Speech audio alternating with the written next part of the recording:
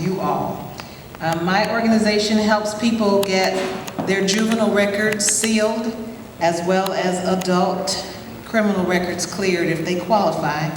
And we also provide resources and information about reentry and the reintegration process. Now, you might be thinking, what is reentry and reintegration, and what does that mean? Well, I'm glad you asked. Reentry is very simple. It's the act of reentering, coming back to society. What is reintegration?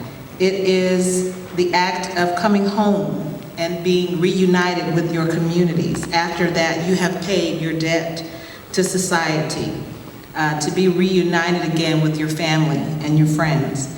And many of you will be seeking an organization such as mine someday to find assistance, to get back on track, and to move on with your lives, never ever to find yourselves back in this situation again. Today, millions of people across the country will exercise their right to vote. As you may know, voting was not always a right for us in this country, but so many of our ancestors fought, some bled, some even died, so that we can have a right to vote. Thus, the landmark piece of legislation, the Voting Rights Act of 1965, which was signed into law by President Lyndon B. Johnson on August 6, 1965.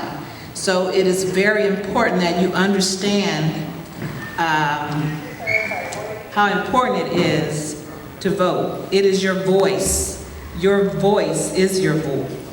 And further, you must understand that our right to vote is constantly being threatened. Several states in this country are continuously trying to suppress our voices, our votes, and have recently passed voter suppression laws. But we will continue our fight against voter suppression. Very recently, here in the state of California, 60,000 ex-felons had their voting rights restored.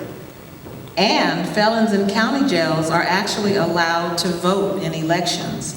So this morning, we're going to look at some of the propositions that are on the ballot here in California. Proposition 57, and I'll read a short part of the summary. It allows parole consideration for nonviolent felons. It authorizes sentence credits for rehabilitation, good behavior, and education. It provides the juvenile court judges can decide whether juveniles will be prosecuted as adults. Proposition 62, the death penalty initiative statute. It repeals the death penalty and replaces it with life imprisonment without the possibility of parole, which is much better than the death sentence. Proposition 64, marijuana legalization. It legalizes marijuana under state law for use by adults 21 or older, and it imposes state taxes on sales and cultivation. These are very, very important propositions, particularly 64, because so many of us will not be arrested and jailed for possession of marijuana. There are important propositions in that they are all integral parts of the state of California's great efforts to reform the juvenile and prison systems. There have been quite a few laws that have been passed over the last few years that will also make it easier for citizens of our country, youth included, and this state to re-enter to society and lead productive lives. For example, Proposition 47, the ballot initial passed by California voters on November 4th, 2014, reduces certain drug possession felonies to misdemeanors. I think that's major. It also requires misdemeanor sentencing for petty theft, receiving stolen property, and forging and writing bad checks when the amount involved is $950 and less, or less.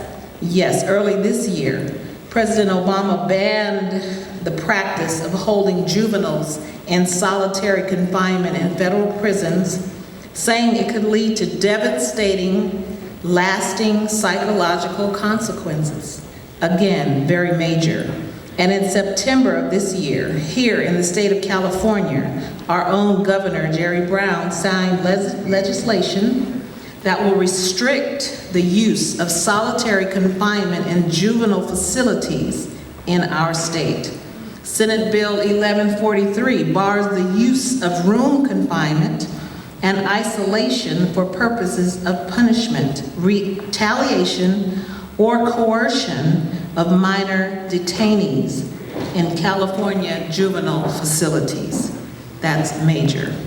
In closing, I am very proud, and you should be as well, of the work that the state of California, our governor, Jerry Brown, this legislature, the California Department of Corrections and Rehabilitation, the activists and advocates, the work that they have done and are doing to put forth an end to mass incarceration. And before I take my seat, I just want to quote a section of an article in an online journal called Boom. It says, "Very slowly, the era of mass incarceration is ending in California. We are sentencing fewer people to prison. Prison sentences are getting shorter. And those who are released from prison are increasingly less likely to return for violating conditions of their paroles. Whether you think these changes are for the better or not, they are happening, and they provide us with two staggering challenges that, if met with vigor, with empathy, and with practicality, will make California a safe and more humane place for all." Thank you so much.